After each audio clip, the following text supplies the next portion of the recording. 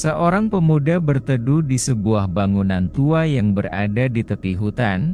Ia sedang melakukan hiking di jalan setapak dalam hutan, namun hujan tiba-tiba turun dengan deras. Dengan terburu-buru ia berlari, dan akibatnya, tali pengikat tasnya terputus, karena tersangkut dahan pepohonan. Ia berteduh di dalam bangunan itu, sambil menunggu hujan reda, ia mengeringkan pakaian dan barang bawaannya. Namun tali penutup tasnya putus dan ia harus mencari penggantinya, jika tidak semua barang bawaannya akan jatuh berceceran di jalan. Pemuda itu melihat ke sekeliling dan melihat seutas tali yang tergantung di tengah ruangan, terikat ke kayu penyangga atap. Pemuda itu memanjat tiang penyangga dan melepaskan tali itu dari tiang dan membawanya turun. Ia memperhatikan tali yang terlihat bagus tersebut. Tali yang terbuat dari serat sintetis yang sering digunakan untuk memanjat tebing atau menjadi peralatan darurat. Tali yang cukup tebal, rapat dan masih bagus. Entah mengapa ditinggalkan di tengah ruangan di bangunan kosong ini. Mungkin pengguna sebelumnya malas memanjat kembali sehingga ia memotongnya, pikir sang pemuda. Ia memasang tali itu di tasnya dan setelah dicoba, cukup pas dan berfungsi dengan baik. Bisa menjadi pengganti permanen untuk tas tuanya. Pemuda ini memang tidak suka membuang benda jika tidak sampai sudah sangat rusak dan tidak dapat dipakai lagi. Tampaknya tali ini dapat memperpanjang masa guna tasnya dan warnanya yang menyolok kontras dengan tasnya yang sudah usang. Tak lama hujan pun reda dan sang pemuda segera bergegas turun ke desa. Ia sudah menyewa kamar untuk menginap di salah satu rumah warga. Ia meletakkan tasnya, mandi dan makan bersama sang tuan rumah, sambil menceritakan pengalamannya hiking di hutan sekeliling desa. Sang pemuda yang bernama James ini dengan bersemangat terus bercerita. Sang tuan rumah merasa senang karena James memuji keindahan desanya. Sekarang semakin banyak turis yang datang ke desa mereka untuk hiking atau menikmati keindahan alam. Namun saat James menceritakan tentang bangunan tua di tepi hutan dan tali yang ia temukan, wajah pemilik rumah menjadi pucat. James tidak memperhatikan perubahan raut wajah sang tuan rumah. Ia terus bercerita tentang bagaimana tasnya rusak dan ia memperbaikinya sendiri. Saat James berhenti bercerita dan mengunyah makanannya dengan lahap, sang tuan rumah memuji ketangkasan James. Ia menawarkan agar istrinya memperbaiki tasnya James dengan gratis, sehingga ia dapat melanjutkan perjalanan dengan aman. James senang mendengarkan tawaran sang pemilik rumah. Memang warga desa ini sangat ramah, pikirnya dalam hati. Namun ia cukup yakin dengan perbaikan yang ia lakukan dan mengucapkan terima kasih dan menolak dengan halus. Sang pemilik rumah hanya dapat tersenyum gugup dan menyetujui keputusan James. Tak lama, mereka selesai makan dan James izin beristirahat karena malam sudah tiba dan ia harus melanjutkan perjalanan ke desa selanjutnya di keesokan harinya. Malam itu James bermimpi sedang berjalan-jalan di dalam hutan, namun di sudut matanya ia melihat dan merasakan ada sosok yang mengikuti dirinya. Mimpi ini membuat James merasa tidak tenang dan gelisah dan bangun dengan kondisi kurang bugar. Namun, ia sudah membulatkan tekad untuk mengisi liburannya dengan mengunjungi berbagai lokasi hiking dan tempat wisata. James izin kepada sang pemilik rumah yang memandang James dengan raut wajah cemas, namun sekali lagi James tidak memperhatikan. Ia membawa tasnya yang sekarang terasa lebih berat, melanjutkan perjalanannya, kali ini ke sebuah kota wisata. Dalam waktu beberapa jam perjalanan di motornya, James akhirnya tiba di kota tujuan. Ia segera mampir ke penginapan dan menitipkan barang bawaannya, lalu melanjutkan berjalan-jalan sendirian. Sejak ia meninggalkan penginapan, James merasa dirinya lebih baik dan bugar, dan ia melanjutkan liburannya dengan gembira.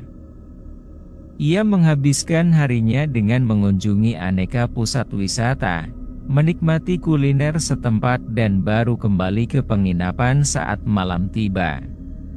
Namun malam ini James kembali bermimpi dia selalu diikuti sebuah sosok gelap yang mengikutinya di luar jarak pandangannya, namun memberikan kesan mencekam dan teror. James bangun dengan rasa yang lebih lelah dan jantung berdebar. Ia belum pernah bermimpi buruk berturut-turut seperti ini.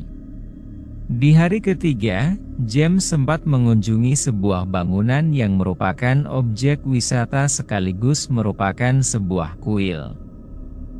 Seorang biarawan yang dengan mata batinnya melihat James terlihat pucat dan seperti dikurung bayangan gelap, menganjurkan pemuda itu untuk segera pulang dan mengakhiri liburannya.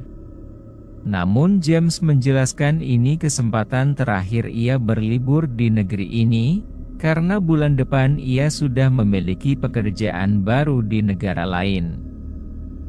Ia berharap suatu hari akan dapat tinggal di negara ini, yang penuh pesona untuk dirinya. Sang biarawan tidak dapat mencegah James. Ia membacakan doa buat James dan memberikan secari kertas kecil yang berisi doa. James menyelipkan kertas ini dalam dompetnya, mengucapkan terima kasih pada sang biarawan dan melanjutkan perjalanannya. James merasa perjalanannya semakin berat dan ia selalu mimpi buruk yang semakin parah setiap malam. Sekarang ia melihat sosok itu dengan lebih jelas, sosok seorang pemuda dengan wajah marah, lidah menjulur panjang keluar dan leher tampak miring ke samping, seolah patah deng seutas tali mengelilingi lehernya.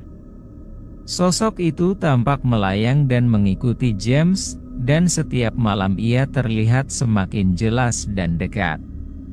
Pada malam ke-6, di dalam mimpi James, sosok itu terlihat berdiri tepat di belakangnya, membisikkan kata-kata yang bernada keputusasaan dan menganjurkan James untuk segera mengakhiri hidupnya. Keesokan harinya James hiking sendirian di kaki sebuah gunung yang sepi. Langkahnya gontai dan pandangannya suram, ia merasa seperti berada dalam halusinasi. Sekarang sosok pemuda dengan leher patah itu terlihat di belakangnya. Ia terus berbisik agar James segera mengakhiri hidupnya.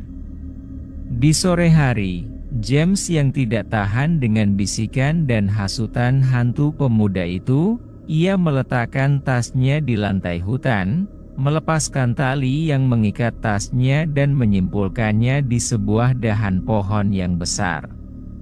Saat James hendak mengalungkan tali itu di lehernya, sebuah tangan menepuk pundaknya dan ia tidak sadarkan diri. Tubuh James terjatuh lemas dan seorang pemuda menangkapnya dan membaringkan James di lantai yang beralas jaketnya yang sudah ia buka, dan menggunakan tas James sebagai bantal. Lalu ia mengambil sebuah toya logam yang sebelumnya ia tancapkan di tanah. Di belakangnya tampak seorang bayangan pemuda dengan leher yang patah, menatap dengan benci kepada sang penolong, yang ternyata adalah Anton, yang sedang berangkat ke gunung untuk melatih diri. Di antara dirinya dan sang hantu pemuda, berdiri sesosok kera berwarna emas dengan ukuran raksasa, kedua tangannya memegang sepasang gada. Sang kodam menghalangi hantu ini sementara Anton menolong James. Anton memerintahkan kodamnya untuk mundur dan melindungi James, sementara ia berjalan maju mendekati hantu pemuda itu. Dengan matanya yang sudah terlatih, Anton dapat melihat, makhluk ini adalah sebuah Deyao Shigui, atau hantu orang yang tewas karena gantung diri. Anton merapalkan mantra untuk melihat apa latar belakang makhluk ini. Dan dalam sekejap, ia dapat melihatnya. Ternyata pada masa hidupnya, hantu ini adalah seorang pemuda yang mengalami masalah berturut-turut dalam hidupnya. Karena ia kalah berjudi, pemuda ini nekat mencuri dari tempat ia bekerja sehingga ia dipecat dari tempat kerjanya, dan sedang dicari oleh pihak hukum. Kekasihnya yang mengetahui perbuatan pemuda ini memutuskan hubungan dengannya dan menyarankan agar ia menyerahkan diri. Pemuda yang putus harapan ini akhirnya bersembunyi di sebuah bangunan kosong yang ada di desa yang pernah ia kunjungi, namun ia menyadari ia tidak dapat bersembunyi lama, dan pasti akan segera ditemukan oleh pihak berwajib. Dalam kegalauannya, sang pemuda memutuskan mengakhiri hidupnya dengan menggunakan seutas tali darurat yang ia bawa. Ia menggantungkan lehernya, namun ternyata ajal tidak datang dengan cepat dan ia meregang dalam waktu yang sangat lama. Di tengah rasa sakit, ia menyesali mengakhiri hidupnya dan pikirannya penuh kesedihan, kemarahan dan dendam akan kemalangan yang ia hadapi. Setelah ia tiada, jasadnya tidak segera ditemukan, talinya menggantung lehernya putus dan jasadnya yang membusuk jatuh ke lantai dan terbanting dengan keras hingga lehernya patah dan nyaris putus. Setelah tubuhnya ditemukan oleh pihak berwajib dan dikuburkan, warga desa membersihkan bangunan tersebut, namun sisa tali yang tergantung di atas lolos dari pandangan warga. Rupanya kematian dengan cara ini membuat roh sang pemuda tidak dapat beristirahat dengan tenang, dan ia tidak dapat meninggalkan tempat ia mati. Keputusan James untuk mengambil sisa tali yang menggantung lehernya yang membuat ia dapat mengikuti James. Ia berusaha agar James mati dengan cara yang sama agar dapat bertukar tempat dengan dirinya. Semua informasi ini melintas dalam sekejap dalam benak Anton, semua terkumpul berkat kekuatan batin dan magisnya yang semakin tumbuh kuat. Dengan tenang Anton menawarkan kepada hantu pemuda itu, agar rohnya disempurnakan dan ia dapat beristirahat dengan tenang. Namun hantu itu menolak tawaran Anton. Dengan senyum keji, ia menyampaikan ia sudah melihat kehidupan James yang muda, tampan dan sudah mapan. Ia ingin menggunakan tubuh dan kekayaan James untuk bersenang-senang dan berfoya-foya, dan kelak jika ia sudah menghabiskan semua harta James, ia akan mencari tubuh baru yang lebih muda dan kaya. Hantu itu tertawa membayangkan rencananya. Anton mendengarkan rencana hantu itu dengan tenang. Setelah makhluk itu selesai berbicara, Anton memutar toyanya dan berkata, "Rupanya kita memang tidak sepaham, dan engkau memiliki jiwa yang sangat kotor. Dengan persetujuanmu atau tidak, aku akan membersihkan jiwamu dan mengirimkan rohmu ke tempat yang seharusnya." Hantu itu dengan marah mulai menyerang Anton. Ia mengeluarkan kekuatan yang berwujud berpuluh-puluh tali roh, yang menjulur dari tubuhnya. Tali-tali magis ini berusaha menjerat kaki dan tangan Anton, dan mencekik lehernya, namun Anton menghindari dan menangkis serangan-serangan hantu itu dengan gesit dan tangkas. Ia menggunakan toyanya untuk menangkis semua serangan tali itu. Setiap kali Anton menangkis serangan tali yang hendak menjeratnya, hantaman toyanya yang dipenuhi kekuatan magis, membuat tali itu putus dan terbakar. Melihat jumlah talinya yang terus berkurang, sang hantu menyerang semakin cepat dan ganas. Namun Anton juga bergerak semakin cepat, tubuhnya nampak kabur dan membentuk beberapa bayangan yang membalas serangan dari berbagai arah. Pertarungan Anton dengan hantu itu berjalan sengit dan brutal. Banyak cabang, bahkan batang pohon tumbang terkena serangan sang hantu, namun tubuh James yang berbaring di bawah pohon, dijaga oleh sang kodam, yang melindunginya dengan membuat tabir magis di sekeliling tubuh James. Tidak sehelai daun pun jatuh menyentuh James, sementara sang kodam juga mengirimkan energi yang menyembuhkan batin James yang diliputi aura gelap sang hantu. Dengan tenang sang kodam memperhatikan Anton yang berjuang dengan sengit. Ia senang melihat majikannya tumbuh semakin kuat dan perkasa. Dalam waktu dekat, Anton akan segera melampaui kesaktiannya. Semua tali jerat yang dikeluarkan oleh sang hantu sudah habis terbakar, namun kemarahannya belum sirna. Ia maju menyerang Anton dengan kedua tangannya, dengan geram berusaha mengakhiri hidup Anton dengan mencekiknya. Namun Anton yang sudah siap dengan serangannya, segera memukul kepala hantu itu dengan keras. Tubuh hantu itu hancur buyar, yang tersisa hanya sebuah bola yang mengeluarkan asap hitam. Anton merapalkan mantra yang diajarkan oleh profesor. Sebuah lubang dimensi terbuka di bawah bola hitam tersebut, menarik asap gelap dan energi hitam ke dimensi dunia tambal sulam, di mana kekuatan jahat dikurung dan berusaha dimurnikan oleh para agen Citadel. Yang tersisa hanya sebuah bola cahaya yang putih bersih, bagian jiwa sang pemuda yang sudah dibersihkan dari semua kekotoran dan kejahatan. Anton membaca mantra kedua, bola arwah ini naik ke angkasa dan menghilang di udara. Anton melihat tali yang masih menggantung di dahan pohon, tali itu mendadak terbakar menjadi abu, kekuatan gelap yang mempengaruhinya sudah hilang. Dengan dibantu kodamnya, Anton membawa James ke desa terdekat dan membantunya agar segera pulih kembali.